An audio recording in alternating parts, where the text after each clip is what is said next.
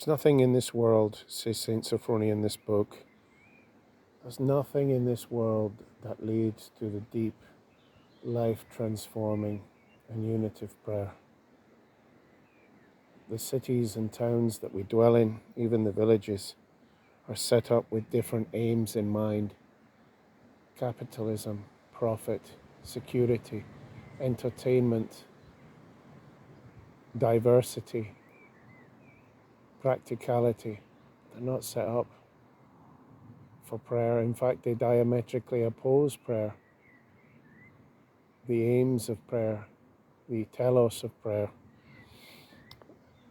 If we have good talents, these talents may actually lead us away from prayer by promoting vanity and pride, diametrically again opposed to unitive prayer with God.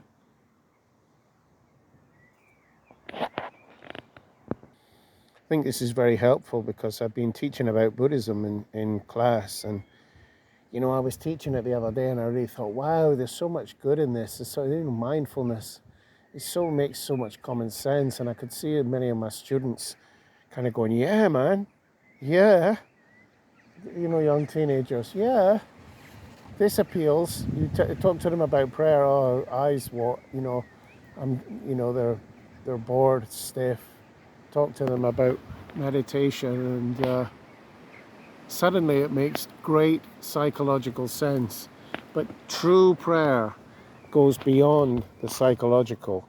So let's have a look and see what St. Sophrony says here. And this really helps me to understand the process, because honestly, if I could find true peace just doing mindfulness meditation, embracing every religion under the sun, I know in my psyche that would suit me down to the ground. But I know that I need the sacraments of the church, the sacrament of confession. I cannot deny its power. The Holy Eucharist, Holy Communion, I cannot deny its power. And that the world is different after such things, and especially when it's saturated in prayer. Let's go to St. Sophrony here, page 11. True prayer, uniting us with the Most High, is nothing other than light and strength coming down to us from heaven. In its essence, it transcends our plane of existence, beyond us. He carries on, this world contains no source of energy for prayer. If I eat well so that my body may be strong, my flesh will rebel against prayer. So I found that when I was going to the gym all the time, my flesh rebels against the spirit, against prayer. If I mortify the flesh by excessive fasting, he says, for a while abstinence favors prayer, but soon the body grows faint and refuses to follow the spirit. If I associate with good people, I may find moral satisfaction and acquire new psychological or intellectual experience, but only rarely will I be stimulated to prayer in depth. If I have a talent for science or the arts, my success, as it say here, my success will give rise to vanity, and I shall not be able to find the deep heart, the place of spiritual prayer. Something very much focused on in the hesychastic Athonite tradition, finding the deep heart in deep interior prayer. If I am materially well off, he says, and busy wielding the power associated with riches or with satisfying my aesthetic or intellectual desires, my soul does not rise up to God as we know him through Christ. If I renounce all that I have and go into the desert, then even there the opposition of the cosmic energies will paralyze my prayer, and so on ad infinitum. So true prayer, he continues on page 12, is contact with the Holy Divine Spirit. It's not something that we can dream up with the right formulas or with psychology or even just stillness and getting away from folk. And he goes on to say, the social environment in which I live is antagonistic to prayer. It has organized life with other aims diametrically opposed to prayer.